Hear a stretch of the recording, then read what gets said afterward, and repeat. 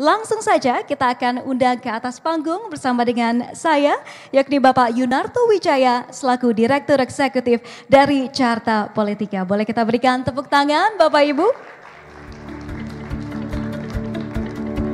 Halo.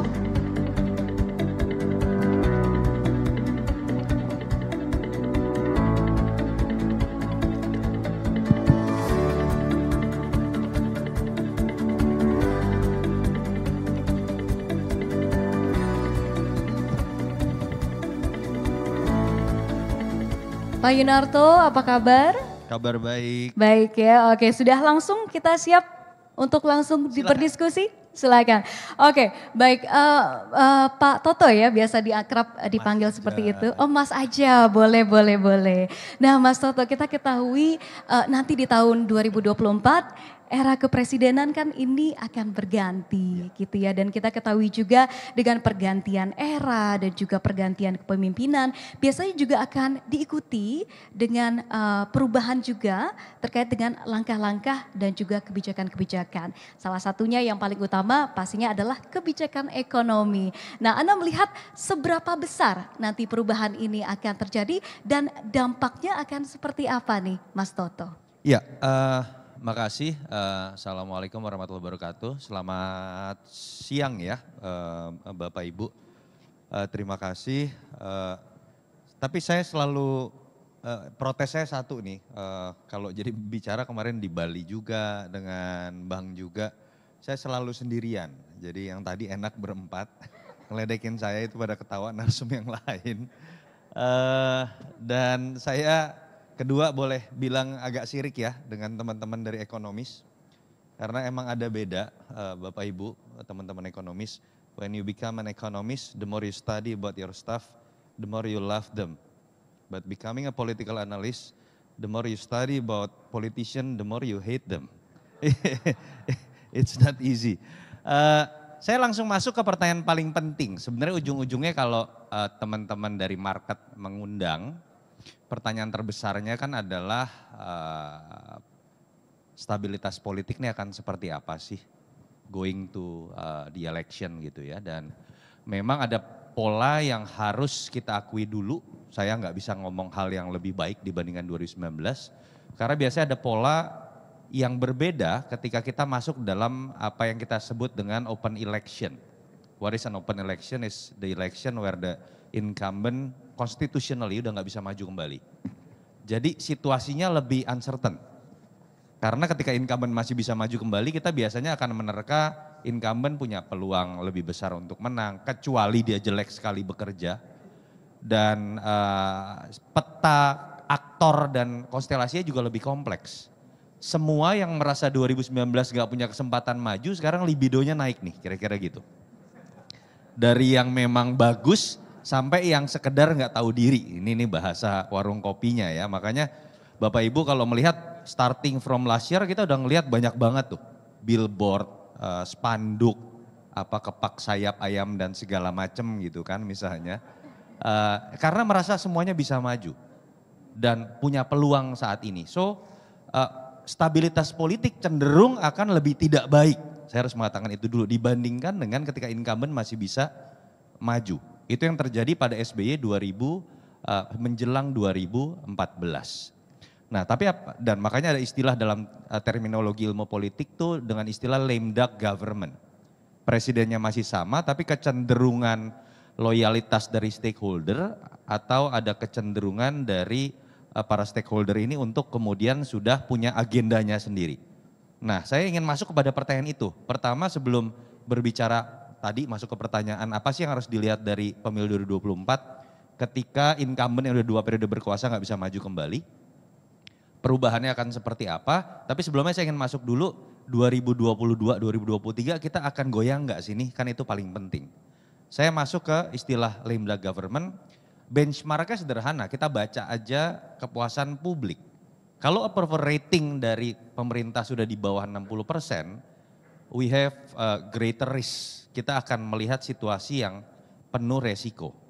Dan problemnya itu terjadi pada SBY tahun 2012 ke 2014.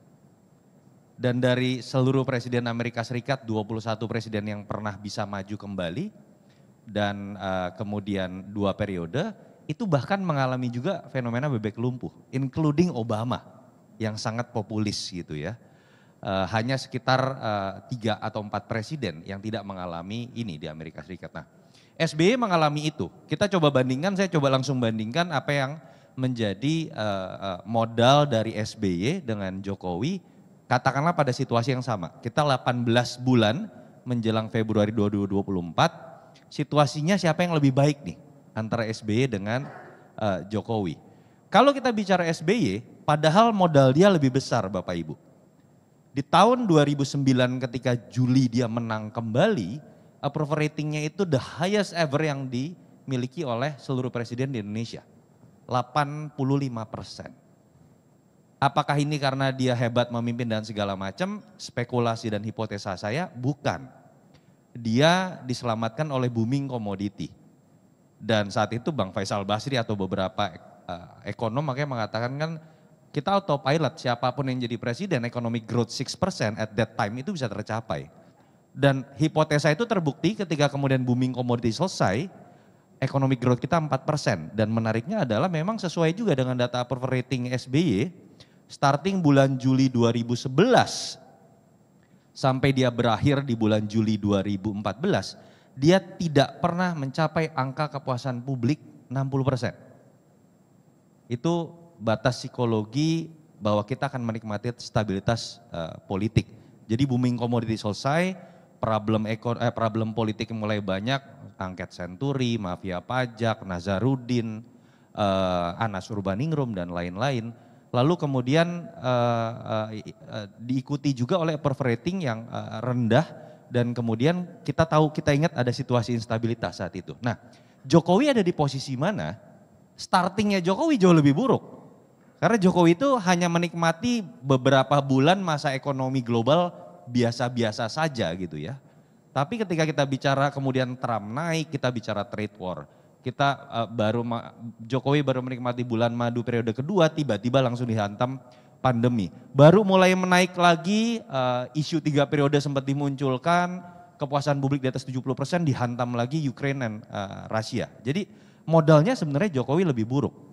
Tapi ketika kita baca, mungkin sedikit balik ke slide-nya kalau dilihat. Jadi kalau kita lihat di slide, tapi dalam kondisi ini Jokowi lebih well maintained. Kalau kita mau apple to apple membandingkan sekarang bulan Agustus, kita bandingkan itu apple to apple dengan kalau sisa waktu menuju pemilu 2024 ya, dulu Pak SBY menuju pemilu 2014, itu kita bisa baca dengan approval rating Pak SBY di bulan Oktober atau November 2012. Itu sudah masuk pada titik turun semenjak Juli 2011, dan gak pernah naik-naik lagi. Jadi modal kekinian sekarang Jokowi terlepas kondisi eksternalnya berbeda, itu sekarang jauh lebih baik. Nah tinggal pertanyaannya apakah ini bisa dijaga, di-maintain di tahun 2023 atau tidak, nah, itu yang menurut saya jadi pertanyaan. Tapi we are in a better condition in terms of political stability dibandingkan dengan masa dari SBY. Nah pertanyaan berikutnya kan adalah apa sih yang harus dikhawatirkan dari market tentang siapa yang akan menang di 2024 ketika incumbent nggak maju kembali. Dan saya harus mulai dengan mengatakan the market loves Jokowi buat saya. Minimum compare to teman-teman aktivis pro demokrasi. Jadi kalau kita bicara Jokowi ini, sosok yang secara ekstrim itu dipandang dengan kacamata yang berbeda oleh 2 segmen yang berbeda. Contoh, statement dia tentang without burden. Saya tidak punya beban lagi di periode kedua. Itu oleh pelaku market, itu dianggap memang luar biasa karena dia berani melakukan terobosan-terobosan, omnibus law dan hal-hal lain yang kemudian dianggap pro ke market. Tapi buat teman-teman aktivis terutama yang bergerak di bidang human rights, pemberantasan korupsi dan lingkungan hidup, kritiknya sangat besar ke Jokowi. Bahkan teman-teman aktivis ini sering kemudian menggunakan istilah ini, mohon maaf ya, Pak Harto kecil karena dia dianggap sangat neo-developmentalist. Ini terminologi, jadi nggak usah takut dengan istilah Pak Harto kecil ya, tapi dalam konteks terminologi mazhab tertentu gitu. Nah, buat Pak Jokowi ini sesuatu yang memang dilihat dari dua sisi yang berbeda. Jadi pertanyaannya sekarang kan siapa yang dianggap meneruskan kalau kita lihat dari sisi market. Nggak ada yang sama betul-betul dari 3 nama besar di survei yang selalu paling tinggi. Ada Pak Ganjar Pranowo, ada Prabowo Subianto, ada Anies Baswedan. Sisanya itu elektabilitasnya jauh, below 10%. Ini bersaingnya sudah pasti 3 nama ini saja. Ini terlepas mereka akan dapat tiket atau tidak gitu ya. Buat saya sih simple. Kalau kita berkaca dari kemarin perdebatan di Pilpres 2014-2019, 2 sosok antara Jokowi dengan Prabowo terlihat berbeda sekali seakan-akan sampai membentuk polarisasi.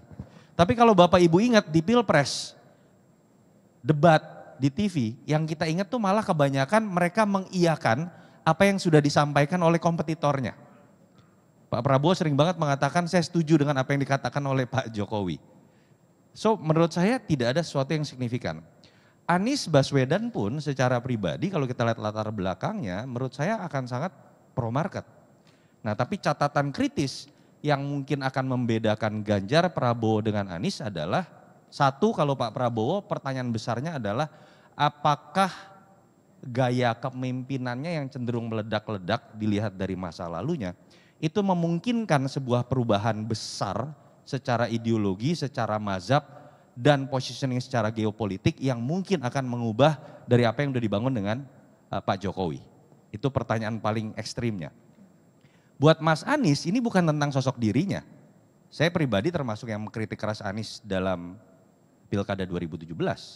Tapi saya kenal dengan beliau lama dan menurut saya Anies sosok yang moderat. Sebetulnya tanda kutip secara ideologi. Tidak seperti yang digosipkan di warung kopi gitu ya.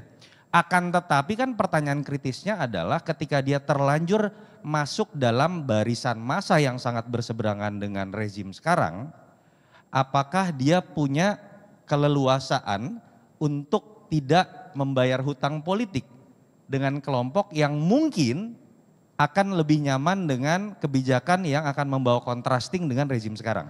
Sehingga continuity itu bisa dikorbankan. Itu menurut saya pertanyaan kritis yang mungkin bisa dilihat dari Pilpres 2024 dengan berbagai kemungkinannya itu sih.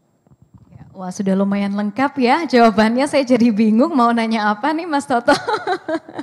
Nah Mas Toto tadi Anda sudah menyebutkan 3 calon yang mungkin menduduki peringkat teratas saat ini begitu ya. Nah mungkin berdasarkan survei-survei yang dilakukan oleh Carta Politika dan juga mungkin lembaga survei lainnya gitu ya. Siapa nih kira-kira yang menduduki posisi atau peringkat pertama dan apa yang bisa kita ekspektasikan dari sosok tersebut Mas Toto? Iya, saya yakin Bapak Ibu di sini mungkin udah kalau baca Detik, Kompas.com itu kan sekarang rilis survei itu banyak sekali Pak.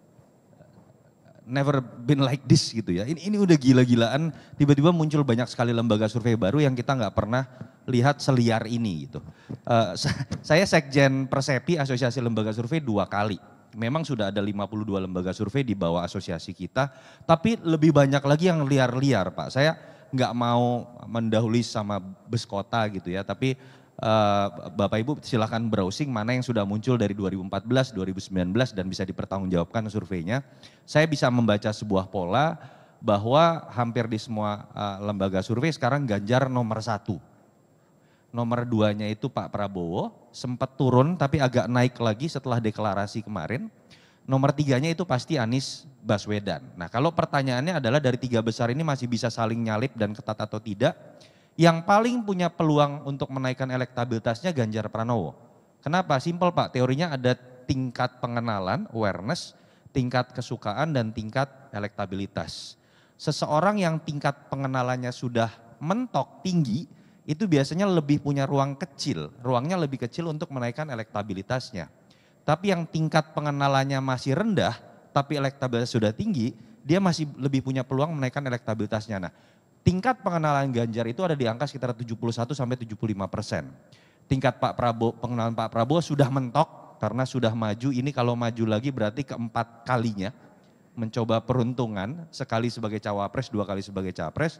Mas Anies itu udah di angka sekitar 86 sampai 89%. Jadi Ganjar ini ketika nanti misalnya diumumkan menjadi capres, otomatis kan tingkat pengenalannya orang kalau udah jadi capres resmi diumumkan KPU kan akan naik ya. Nah di situ peluang untuk naiknya masih lebih tinggi. Tapi ada catatan lain juga, ketika berbicara mengenai pilpres yang 2 putaran itu malah akan merugikan Ganjar. Karena katakanlah yang maju adalah Ganjar, Prabowo dengan Anies, ketika di putaran kedua segmen suara dari Pak Prabowo dengan Pak Anies ini lebih bersinggungan. Sementara Ganjar ini lebih punya segmen yang berdiri sendiri. Jadi kira-kira gambaran seperti itu. Tapi dalam persaingan yang belum bisa dikatakan siapa yang unggul sekali, penentuan cawapres juga jadi sangat menarik. Nah cawapres ini jagoannya siapa? Selama 2 tahun pertama sebetulnya hanya Sandiaga Uno. Ada di posisi tinggi sekali. Kenapa? Karena dia pernah jadi cawapres walaupun gagal. Jadi image dan brand association ini ada di Sandiaga Uno, pengenalan juga sudah tinggi. Tapi dalam 2 bulan terakhir Pak atau sebulan terakhir ada bintang baru. Tiba-tiba namanya Ridwan Kamil. Dia melampaui dari Sandiaga Uno dan kita tahu ya karena media coverage sesuatu yang sebenarnya nggak enak buat Kang Emil, tapi memang pengenalannya jadi tinggi sekali dan sekarang 2 tertinggi yang menurut saya juga bisa berpengaruh terhadap hasil pilpres ketika Ridwan Kamil atau Sandiaga Uno ini dijadikan cawapres oleh salah satu dari ketiga nama capres yang kita sebut kuat tadi. Sementara nama di lapisan keduanya untuk cawapres itu ada Mas Erick Thohir, ada AHY dan ada Mbak Khofifah. Nama-nama lain sementara masih jauh di bawah. Oke, baik. Nah Mas Toto, dengan munculnya nama-nama besar ini kita ketahui juga seiringan dengan bermunculan juga koalisi antar partai. Ini kan juga cukup menarik begitu ya. Nah seperti apa Anda melihat koalisi-koalisi ini nantinya akan berdampak kepada pemilu tahun 2024 nanti? Iya, problemnya di Indonesia kan gini kan, kita bicara mengenai siapa yang kuat tadi kan it's the apa ya, itu kan keinginannya konstituen, itu keinginannya pemilih. Problemnya di Indonesia ada sistem unik yang saya harus katakan unik karena it's the only one di dunia bahwa seorang capres, seseorang hanya bisa menjadi capres ketika memenuhi angka presidensial threshold. Gabungan dari kekuatan parlemen yang mendukungnya. Kenapa saya katakan satu-satunya di dunia? Karena angka presidensial thresholdnya itu diambil dari pemilu sebelum. Jadi bukan pemilu sekarang gitu ya. Jadi diambil dari pemilu sebelum. Artinya apa? Penentuan pemilu itu akan didahului terlebih dahulu oleh stage awal. Bos-bos pemilik partai ini meloloskan siapa yang bisa jadi capres. Nah dari 5 besar, Ganjar, Prabowo, Anies, Ridwan Kamil, Sandiaga Uno sebagai 5 besar capres. Yang menarik adalah dari 5 orang yang paling diinginkan oleh publik, hanya 1 yang adalah pemilik partai yang bisa menentukan dirinya sendiri maju atau tidak. Namanya Pak Prabowo. Sisanya kalau nggak punya partai, petugas partai. Bukan hanya petugas partai, bersaingnya juga dengan Tuan Putri pula gitu kan. Ini saya kadang-kadang lupa ada YouTube channel lagi on gitu ya. Gak apa-apa Pak, ini biar kita bicara terbuka. Mumpung belum masa kampanye Pak, aturan-aturan KPU belum berlaku gitu ya. Jadi ini yang menarik. Paling ekstrim dalam kondisi itu, bisa saja kalau kita berpikiran sedikit kotor, mungkin saja para pemilik partai ini berkonspirasi bersama-sama sepakat bahwa jagoan-jagoan yang elektabilitasnya tinggi tapi hanya petugas partai atau bukan orang partai kita sepakat jangan majuin bareng. Sehingga ketum-ketum partai yang elektabilitasnya rendah lebih punya peluang kan. Ini kalau berpikir paling jorok. Tapi kalau itu yang terjadi, yang paling untung adalah Pak Prabowo. Karena ketika tidak ada Ganjar atau Anies, kita bisa meyakinkan bahwa yang hampir pasti menang adalah Pak Prabowo. Nah, tetapi ketika berbicara mengenai variabel lain apa yang akan menentukan menurut saya adalah sikap dari PDI Perjuangan itu akan menentukan sekali bagaimana poros koalisi akan terbentuk. Kalau PDI Perjuangan yang tidak butuh partai lain untuk bisa mencalonkan capresnya karena sudah lolos presidensial threshold, kalau PDI Perjuangan memajukan Mbak Puan, poros kedua kemungkinan adalah Pak Prabowo karena tinggal menambah satu partai. Yang menarik adalah hitung-hitungan matematikanya, poros ketiga itu akan diperebutkan oleh Ganjar atau Anies. So most likely one of them itu bisa nggak jadi calon. Tapi ketika Ganjar yang dimajukan oleh PDI Perjuangan, artinya kan sisa partai ini masih banyak. Most likely kita akan menemukan situasi Prabowo dan Anies kemungkinan akan jadi calon kedua dan ketiga dan pertarungan akan lebih keras karena lebih susah untuk dibaca. Tapi kalau pertarungannya antara Puan, Ganjar dengan Prabowo di atas kertas, putaran kedua itu hampir pasti Ganjar dengan Prabowo yang akan masuk. Tetapi kalau Anies, Ganjar dengan Prabowo, selain hanya putaran kedua, kalau berdasarkan survei sekarang, situasinya akan lebih keras dan hitung-hitungan saya malah kemungkinan besar yang malah masuk itu adalah di putaran kedua adalah Ganjar melawan Anies. Jadi situasi seperti itu. Oke, baik, pastinya kita akan lihat bersama ya 2024 seperti apa nantinya Mas Toto. Nah mungkin pertanyaan terakhir dari saya sebelum nanti kita masuk ke dalam sesi Q&A, kita ketahui yang namanya Black Campaign atau kampanye hitam itu kan terus terjadi ya setiap Indonesia melakukan yang namanya pemilu begitu. Nah jadi serang menyerang antara kedua kubu itu seringkali terjadi begitu, apalagi di era media sosial gitu, kita juga sudah melihat di tahun 2019 lalu itu seperti apa gitu. Nah seperti apa Anda melihat Black Campaign ini mungkin bisa terulang di pemilu 2024 nanti, Mas Toto? Iya, Black Campaign sih kita nggak begini. The polarization is not over yet. Saya harus menyimpulkan seperti itu dulu. Kenapa? Karena kita membaca dari riset, ya dulu kita berharap ketika Pak Prabowo masuk polarisasi akan selesai. Ternyata tidak. Faktor sosiologis yang terbentuk selama puluhan tahun di Indonesia itu sudah mengakar dan kemudian dibakar pada menurut saya beberapa momen ya. Pemilu, beberapa pilkada yang itu tidak bisa selesai dengan sekedar mengkooptasi musuh politik menjadi bagian dari pemerintahan seperti yang dilakukan oleh Pak Jokowi. Jadi saya harus mengatakan faktanya seperti itu. Kenapa? Saya punya beberapa indikator. Kalau kita survei approval rating Bapak Ibu, approval rating itu seharusnya kepuasan publik tuh talking about rational approach. Jadi pandangan publik tentang kebijakan pemerintah dia puas atau tidak in term of their daily life gitu ya. Harusnya teorinya seperti itu. Tapi kita temukan fakta survei kepuasan publik terutama since pemilu 2014 itu bias terkait dengan sikap atau partisan attitude. Jadi yang sudah cenderung milih Jokowi dalam kondisi apapun itu begitu ditanyain puas atau enggak, pokoknya puas. Jawa Tengah, DIY, NTT, Bali gitu ya. Bahkan ketika terpukul sekali dengan situasi pandemi 2020, Bali tetap lebih puas dibandingkan dengan Sumatera Barat misalnya. Kan it doesn't make sense in term of rational approach gitu ya. Kan yang lebih kena pariwisata. Tapi orang Sumatera Barat mau kondisinya naik turun apapun atau Aceh, cenderung lebih tidak puas dengan pemerintahan Jokowi atau ketika kita uji terhadap kebijakan. Dan itu normal, itu pendekatan emosional dari sisi partisan attitude. Dan itu yang juga dibuktikan dengan ketika kita baca surveinya Ganjar tinggi di mana, surveinya Anies tinggi di mana. Surveinya Ganjar ya tingginya yang di Jokowi tinggi. Surveinya Anies tingginya yang dulu Jokowi kalah gitu. Jadi itu hal-hal yang masih menunjukkan ya polarisasi masih ada, kampanye hitam pasti akan menjadi sebuah konsekuensi ketika kita masuk ke era digital, ketika setiap orang bisa jadi produsen. Dan setahu saya bahwa suatu KPU di Amerika Serikat pun itu tidak bisa melakukan filtering seperti itu.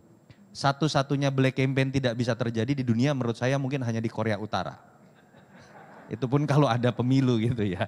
Jadi menurut saya ini sebuah konsekuensi tapi yang terpenting adalah bagaimana kemudian dalam konsekuensi seperti itu kita tetap bisa berharap adanya debat politik, debat program yang lebih produktif dibanding dua pemilu kemarin yang menurut saya belum optimal. Baik, terima kasih sekali Mas Toto. Sebelum kita beralih kepada Q&A, saya sebenarnya punya satu pertanyaan lagi nih yang pengen saya tanyakan. Boleh ya Mas Toto? Boleh. Boleh. Oke, nah kalau kita lihat dari bursa Capres dan Cawapres, kita lihat sosok-sosoknya ini dari segi usia lumayan muda-muda gitu ya. Nah Anda melihat masyarakat itu cenderung lebih memilih figurnya atau partainya sebenarnya Mas Toto? Iya, jelas figur ya. Jadi ada fenomena yang menarik dalam pemilu serentak yang simultan berbarengan ya. Kan pileg dengan pilpres. Pertanyaannya adalah yang akan lebih berpengaruh pilpres ke pilegnya atau pileg ke pilpresnya. Dalam sistem presidensial, the major election is the presidential election. So basis psikologi dari pemilih itu cenderung akan terlebih dahulu menentukan siapa jagoan pilpres gua, kira-kira gitu. Dan kemudian akan terbawa siapa nih yang paling punya asosiasi terkuat dengan jagoan saya di pilpres. Itu yang menyebabkan walaupun survei menyatakan PDI Perjuangan nomor 1, Gerindra nomor 2, Golkar nomor 3. Tapi ketika ada partai-partai yang salah memilih capres, itu berpotensi kemudian akan menjadi beban elektoral buat partainya. Ya saya ngomong apa adanya saja. Simulasi survei di Carta Politika dan misalnya di Kompas tahu saya, kalau PDI Perjuangan mencalonkan sosok yang elektabilitasnya rendah, walaupun dia adalah pemilik partai, ini nggak nyebut nama kan ya, ada potensi penurunan suara sekitar 8%. Dan itu yang pertama menarik ya menurut saya tentang terkait dengan PDI Perjuangan. Sama dengan misalnya Nasdem. Nasdem ini kalau di cross tabulasi data, pemilihnya ini lebih banyak yang memilih Ganjar Pranowo. Karena dia 2 kali menjadi bagian dari pemerintahan Jokowi, menjadi pertanyaan apakah ketika memajukan Anies Baswedan apakah akan ada potensi turun atau tidak. Tapi ada partai-partai itu yang nggak bergantung sama sosok figurnya. Contoh Golkar dan PKS, ini partai kader. Partai seperti Golkar mau ketumnya masuk penjara pun dulu misalnya Bang Akbar Tanjung 2004 partainya menang. Setia Novanto masuk penjara, partainya tetap 3 besar gitu kan. Jadi karena memang dia partai yang besar karena infrastruktur dan tidak terlalu terpengaruh dari variabel pilpres. Tapi untuk partai yang cenderung feodal, patron dan dipengaruhi oleh sosok kuat sebagai endorser seperti PDI Perjuangan, faktor itu sangat berpengaruh. Oke, thank you Mas Toto penjelasannya. Selanjutnya kita masuk ke dalam sesi Q&A. Ini ada pertanyaan yang cukup menarik dari Wino dari Jasara Harja Putra yang menanyakan, kita sudah sering mendengar bahwa pemilu yang merupakan pesta demokrasi besar memiliki dampak positif kepada perputaran ekonomi. Apakah ini mitos atau fakta dan secara historis seberapa besar dampaknya terhadap ekonomi? Silakan Mas Toto. Iya, ini sebenarnya Mbak Masita nih yang bisa jawab nih. Tapi gini, ini kan pertanyaannya bisa ke 2 segmen ya. Satu kalau bicara market in term of IHSG, saya juga kebetulan dari 2006 pemain saham gitu. Jadi ya kalau kita bicara data kan tahun 99 kalau nggak salah 70% IHSG ya, positif performanya setahun.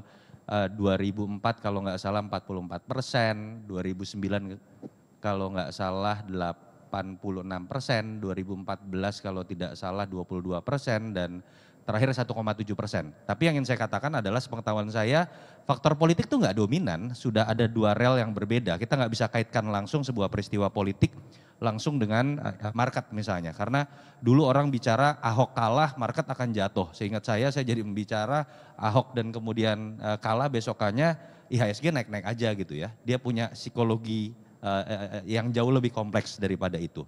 Nah kalau terkait dengan perputaran uang, nah ini kan sebenarnya kan fundamental ekonomi ya, Mbak Masita mungkin bisa menjelaskan, tapi sepengetahuan saya yang kalau bicara dikaitkan dengan pertumbuhan ekonomi, dia itu kan tidak ada dalam variabel konsumsi rumah tangga, tapi dalam konsumsi pertumbuhan lainnya, kalau nggak salah ada istilahnya pertumbuhan konsumsi lembaga non-profit rumah tangga.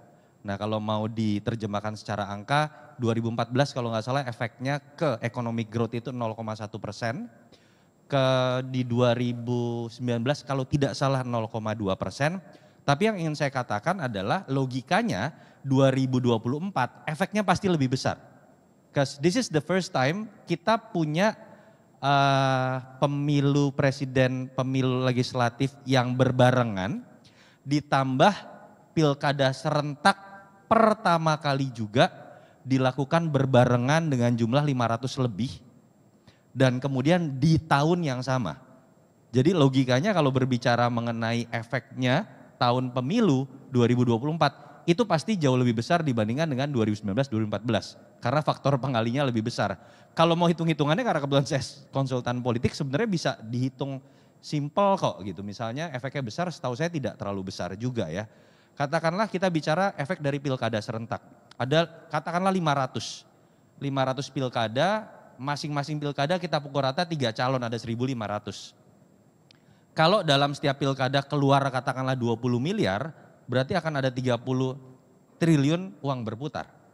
Nah saya nggak tahu Mbak Masita yang bisa ngitung besar atau tidak. Efeknya harusnya kalau dari faktor pengali lebih besar jumlah faktor pengali dari pileg dan pilpres ketika digabung. Karena kalau pileg itu, Bapak Ibu ada yang tahu nggak jumlah caleg itu berapa? Caleg ya yang bertarung. Itu ada lebih dari 80.000. DPR, DPRD tingkat 1, DPRD tingkat 2. Nah itu faktor pengalinya akan lebih besar. Jadi jawaban saya kesimpulannya efeknya bisa kira-kira dihitung dari kemarin itu 0,2%, 0,1% konteks kepertumbuhan ekonomi. Tapi tahun ini saya nggak berani nyebutin angka, Ibu Masita yang bisa ngitung gitu ya. Tapi tahun ini faktor pengalinya akan lebih besar dan harusnya akan lebih berpengaruh secara positif. Oke, thank you Mas Toto. Mungkin dari Ibu Masita jika ingin menambahkan, boleh? Boleh tolong diberikan mic?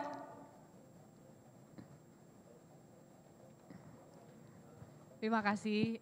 Ya memang kan kalau ada kejadian besar atau event besar seperti pemilu tentu perputaran uang lebih cepat ya. Dan memang tadi yang LKNP itu yang konsumsi lain-lain tersebut itu memang proporsinya di konsumsi kita kecil. Jadi tapi memang kalau dia sedang naik ya bisa ada dampaknya kalau pertumbuhan ekonomi lagi relatif rendah ya. Tapi kan kita berharap tadi Mas Toto menyampaikan pengali lebih tinggi karena memang eventnya lebih besar. Ditambah juga mudah-mudahan pemulihan ekonomi juga sudah lebih stabil sehingga efek lentingnya juga lebih cepat. Oke, thank you Bu Masita dan juga Mas Toto. Selanjutnya kita akan buka satu kesempatan bagi Bapak Ibu hadirin sekalian di sini yang ingin bertanya secara langsung. Boleh ya langsung menyebutkan nama, instansi atau afiliasi dan juga pertanyaannya. Nah kami buka satu kesempatan. Oke, ini ada beberapa ya. Silakan. Saya dengan Teguh. Ya, silakan Mas Teguh. Dari CMB Niaga. Oh oke. Ada beberapa pertanyaan sih, semoga nggak kebanyakan. Satu, saya tahu Bapak nggak ngebahas politik luar negeri, cuma saya mau nanya aja. Kan sekarang lagi hangat dibicarakan Rusia-Ukraina, apakah Pak Yunarto ngelihat resiko politik luar negeri yang lain setelah ini? Karena katanya Rusia setelah itu akan mulai merambah ke negara-negara Eropa yang lain. Atau mungkin even resikonya lebih besar di Asia misalnya. Kalau kita ngomong China dan Taiwan. Terus pertanyaan berikutnya, seberapa besar Pak Yunarto lihat kaitannya tingginya inflasi dan juga kaitannya dengan approval rating yang Bapak tunjukin tadi. Karena sekarang kan we're talking about 4.9 inflation. Kalau itu naik di atas 5, apakah approval rating itu bisa turun lagi menurut Pak Yunarto? Belakangan ini kan juga ada wacana kenaikan Pertalite. Bapak ada studinya gak? Kalau misalnya naiknya 1.000, seberapa rusuh? Naiknya 2.000 berapa rusuh? Naiknya 3.000 seberapa besar demonya gitu Pak? Karena kan kalau kita lihat di Amerika, Biden aja sempat jelek ya approval ratingnya gara-gara harga BBM yang tinggi. Itu mungkin dari saya Pak, makasih. Terima kasih atas pertanyaannya, boleh langsung dijawab Mas Toto? Oh berat ini. Ya pertama pengaruh politik luar negeri, ini tetap menjadi faktor yang sangat berpengaruh ya. Dan menariknya kan adalah pertanyaannya apakah situasi ketidakpastian geopolitik ini masih akan terjadi di 2023 atau 2024 dan bagaimana pengaruhnya terhadap konstelasi pilpres kita misalnya. Saya harus mengatakan ada pola yang menarik begini. Pertama, kita sulit secara teori ekonomi politik dan geopolitik sekarang mencoba menerjemahkan konstelasi apa sih yang ada dalam dunia global. Seperti dulu kita bisa membuat kategorisasi itu dalam perang dingin misalnya. Karena sekarang juga sulit untuk kita membaca ini sebagai perang antara dua kutub, blok China dengan Rusia against US misalnya. Karena ternyata situasi jauh lebih kompleks. Kalau kita baca ada gray area ketika negara-negara ini punya posisi yang berbeda secara politik. Termasuk Cina pun tidak akan mengambil langkah ekstrim untuk pasang badan buat Rusia. Walaupun mereka sudah punya misalnya trade agreement yang menguntungkan China dalam konteks perang Ukraina dan Rusia ya. Jadi yang bisa disimpulkan sebenarnya lebih ke arah ada difusi power yang sedang terjadi. Aliansi pun itu akan terbentuk based on issue. Betul-betul pragmatis dan yang menarik juga adalah sebenarnya yang orang menurut saya akan ada goncangan politik besar di US ini. Approval rating dari Biden ini benar Pak, rendah sekali. Bahkan sempat mencapai angka below 40%. Jadi tadi kalau kita bicara below 60% aja udah worry kita, Biden ini bahkan sempat udah below 40%. Salah satunya karena faktor inflasi, betul. Yang kedua ada fakta yang menarik adalah Biden dianggap lemah secara kepemimpinan, termasuk dalam konteks melakukan positioning terhadap terutama China, bukan Rusia malah. Karena ada satu temuan riset yang menarik juga, salah satu yang bisa menyatukan kaum Demokrat dengan Republikan di Amerika saat ini adalah sikap mereka terhadap posisi politik Cina. Itu cenderung ada resistensi dan itu tidak berhasil dibangun oleh Biden. Jadi terkait dengan geopolitik, saya nggak berani menyimpulkan apapun, bahasannya akan panjang sekali Pak, bahasan khusus gitu ya. Tapi yang jelas terjadi difusi power yang memang menambah ketidakpastian. Nah terkait dengan inflasi, efeknya ke Indonesia itu seperti apa terhadap approval rating dari pemerintah. Memang faktor major dari pembentukan approval rating itu adalah faktor inflasi. Isu harga sembako. Jadi kalau kita lihat tingkat penurunan kepuasan publik terhadap Jokowi itu turun di bulan Februari sampai April. Dari tadinya survei di bulan Januari itu above even 70%. It's even better than sebelum pandemi. Begitu kena dampak minyak goreng, terus naik beras, cabai dan lain-lain. Itu sempat di angka 62 Pak. Lalu di bulan Mei langsung naik kembali. Nah ini kan masuk ke pertanyaan yang sangat sensitif nih hari ini. Yang sekarang setahu saya lagi diratas oleh Pak Presiden dengan semua menteri terkait kenaikan Pertalite. Apakah berani atau tidak dilakukan oleh Jokowi. Kalau pertanyaannya akan efek langsung ke approval rating pasti Pak. Tapi pertanyaannya adalah apakah dia akan langsung menurunkan kepuasan publik di angka psikologis yang berbahaya secara sosial politik? Saya kok meyakini tidak. Malah teorinya harusnya pemerintah berani mengambil kebijakan yang tidak populis ketika kepuasan publiknya cukup tinggi. Dan itu kapan? Menurut saya sekarang. Karena ketika kebijakan tidak populis untuk menaikkan BBM, Pertalite dan solar itu dilakukan 2023, resiko politiknya jauh lebih berbahaya. Kenapa? Karena itu sisa waktu setahun dari pemerintahan yang cenderung lebih punya potensi menjadi lame duck.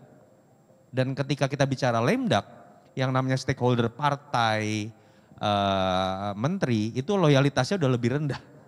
Di situ malah potensi instabilitas politik dan potensi gangguan sosial di bawah itu lebih mungkin terjadi. Itu yang menurut saya mungkin bisa dilihat dari pengalaman Pak Jokowi tahun 2014 akhir, Pak SBY 2013, Pak SBY 2005 dan Pak SBY 2008. Ada pola ketika kepuasan publiknya cukup tinggi dan kebijakan kenaikan BBM itu diambil, cenderung dia lebih memiliki resiko lebih kecil.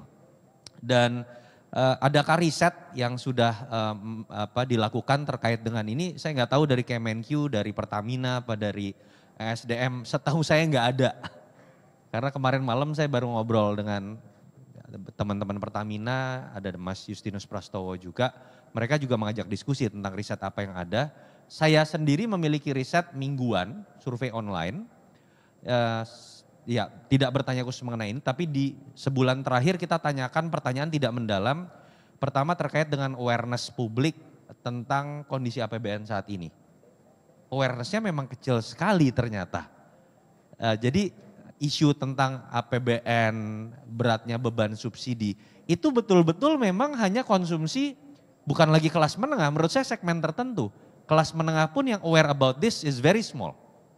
Nah, fakta yang menarik juga memang kalau kita tanyakan ke survei dengan wording yang to the point, apakah kemudian walaupun dengan probing kalimat dengan beban APBN seperti ini dan bla bla bla bla, pemerintah ada rencana menaikkan BBM Pertalite, apakah Anda setuju atau tidak? Tentu saja pertanyaan seperti ini akan cenderung mendapatkan resistensi. Tapi menarik ketika kemudian kita lakukan treatment dengan pertanyaan pertama, misalnya kita cross tabulasi data, yang lebih aware tentang kondisi APBN cenderung lebih bisa menerima kenaikan BBM. Artinya apa? Ada tugas dari pemerintah untuk sosialisasi dan komunikasi yang ternyata memang sangat minim. Itu yang pertama.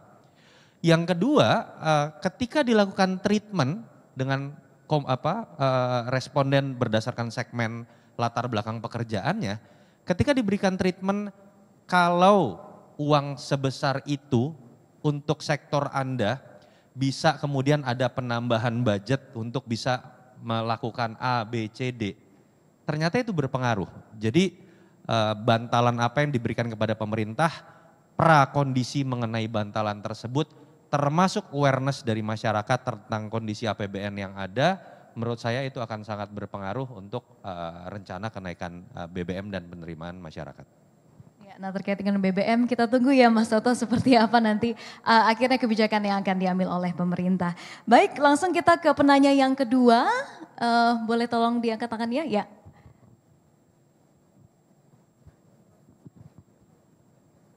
Oke, saya mau bertanya, saya Ricky dari CMB, dari Permata Bank. Saya mau tanya ya, sorry tadi ya CMB. Saya mau bertanya gini, kita tahu Pak, bahwa tingkat kepuasan Pak Jokowi cukup tinggi tadi Pak ya. Dan followers dari Pak Jokowi itu cukup fanatik ya dan cukup kuat Pak. Nah pertanyaannya gini, pertama ada pertanyaannya secara eksplisit. Memang Pak Jokowi nggak pernah di media mengatakan dia lebih kemana. Tapi secara gestur sepertinya arahnya kemana Pak? Itu yang pertama. Yang kedua pertanyaannya, dalam apakah kita tahu dalam setiap kali pemilihan presiden, Jawa sentris sangat kuat. Ya. Nah, apakah peran kali ini bahwa para partai politik, bagaimanakah dalam menentukan kandidat capres di 2024? Apakah kandidat dari Jawa sentris ini masih jadi pertimbangan enggak? Mungkin itu Pak dua pertanyaan saya yang dari saya. Thank you. Terima kasih atas pertanyaannya, boleh langsung dijawab Mas Toto.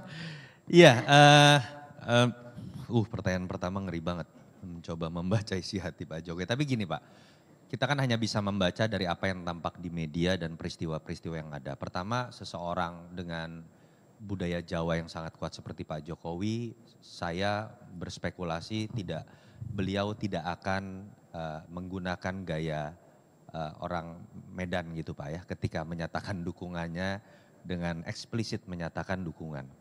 Tapi kalau kita lihat untuk ukuran seorang Pak Jokowi yang biasanya secara implisit kalau berpihak terhadap sesuatu, kalau kita baca memang dari awal kok sampai berani sih ada Erlangga Hartarto pasang billboard atau terkesan ingin maju, Mas Erik terkesan ingin maju, Pak Prabowo memang belak-belakan ingin maju. Apakah tidak ada restu dari Jokowi? Nggak mungkin. Mereka adalah pembantu presiden. Minimal dapat restu. Dalam kunjungan kerja juga Pak Jokowi beberapa kali menunjukkan gimmick ketika bersama dengan orang-orang yang disebut namanya sebagai capres, cawapres itu.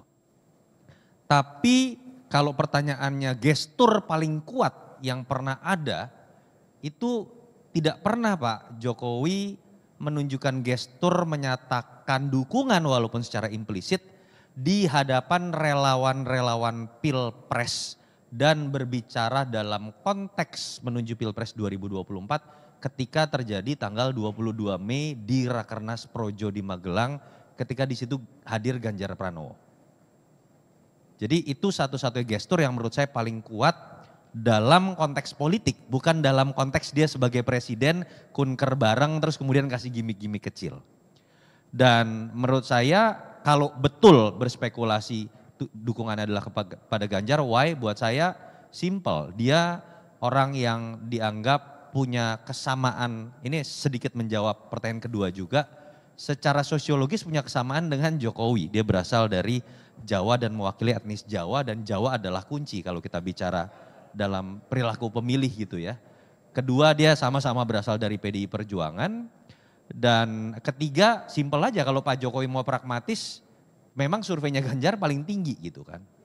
Resikonya lebih kecil dibandingkan dia dukung yang surveinya lebih rendah. Mungkin saja beliau lebih dekat dengan Pak Prabowo karena lebih sering ketemu gitu kan ratas. Tapi memang dilihat dari tren survei Ganjar lebih berpeluang menang. Jadi saya melihatnya kalau dari gestur yang ada ya memang paling menguat kepada Ganjar Pranowo. Pertanyaan kedua tadi Jawa adalah kunci. Yes Pak, suka atau tidak fakta kita berbicara faktor primordial di Indonesia dalam perilaku pemilih itu masih sangat besar. Dari yang sifatnya netral itu dalam arti gini. Saya etnis A, saya cenderung akan memilih etnis A dong. Karena kan saya lebih tahu karakter dari yang satu etnis dengan saya.